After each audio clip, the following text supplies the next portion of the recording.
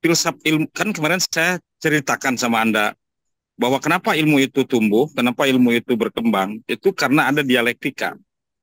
Saya ingin mencoba menghadirkan kepada Anda tentang dialektika itu. Dialektika misalnya kan tidak ini juga, tidak proporsional juga. Kita berpikir misalnya bagaimana sih kalau bumi itu dihuni oleh malaikat, bagaimana sih kalau bumi itu dihuni oleh jin gitu, oleh setan gitu kan. Nah itu sebenarnya kan hanya memunculkan konsep dialektika kehidupan bahwa melalui dialektika lah kita punya alasan mengapa kita ini misalnya mesti hidup gitu.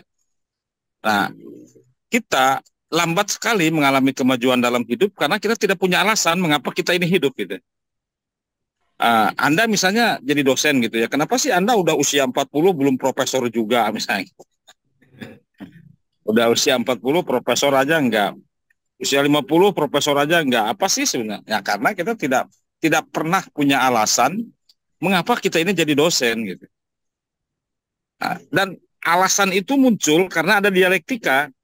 Jadi patut saya duga kalau misalnya Anda ini kenapa lambat menjadi profesor, diduga oleh saya karena Anda tidak punya alasan mengapa jadi dosen. Dan kalau dipertanyakan mengapa Anda tidak punya alasan, karena tidak pernah terjadi dialektika. Itu yang pentingnya. Jadi menguatkan pikiran saya itu pada satu keyakinan bahwa dialektika itu modal dasar bagi kita untuk mengembangkan motivasi kita, bagaimana kita tumbuh menjadi orang yang selalu memiliki alasan atas apapun yang kita pilih. Itu satu ya. Yang kedua, ilustrasi-ilustrasi yang saya sajikan di dalam buku bukan persoalan ilustrasi, ya, bukan persoalan ilustrasi yang sebenarnya.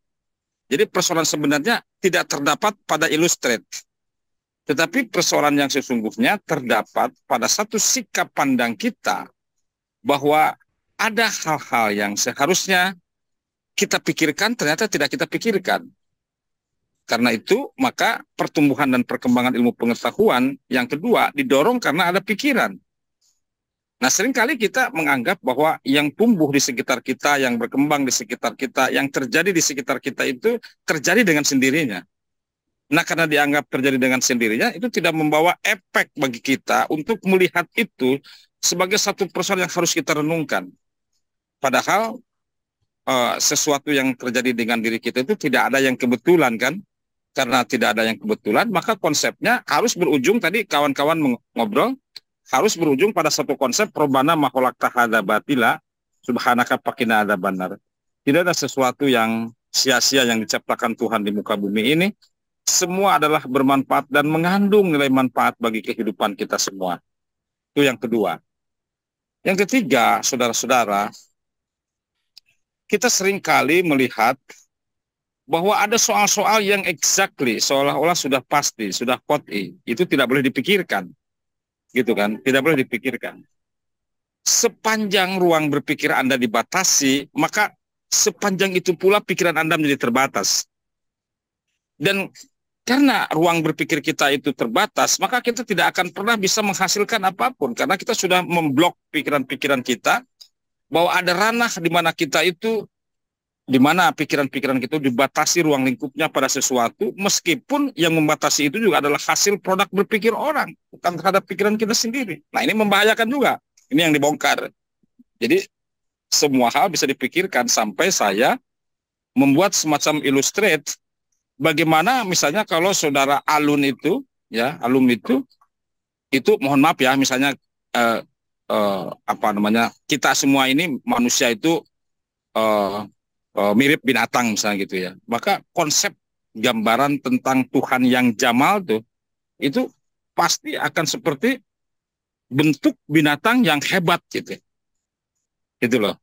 Jadi kalau misalnya gajah disuruh untuk menggambarkan bagaimana Tuhan dia, maka gajah akan mengilustrasi Tuhan adalah seperti gajah yang sangat luar biasa.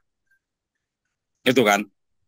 Nah, kenapa bisa begitu? Karena kita membatasi ruang berpikir kita, dan sepanjang ruang berpikir kita itu terbatas, maka ilmu akan tetap selalu terbatas.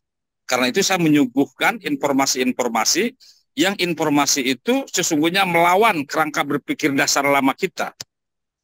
Nah, oleh karena itu, maka di pertemuan sekarang ini adalah temanya dekonstruksi berpikir. Anda didekonstruksi oleh saya cara berpikirnya, cara kerjanya, dan lain-lainnya. Karena kalau tidak dekonstruksi dulu, Anda tidak akan pernah mengalami lompatan.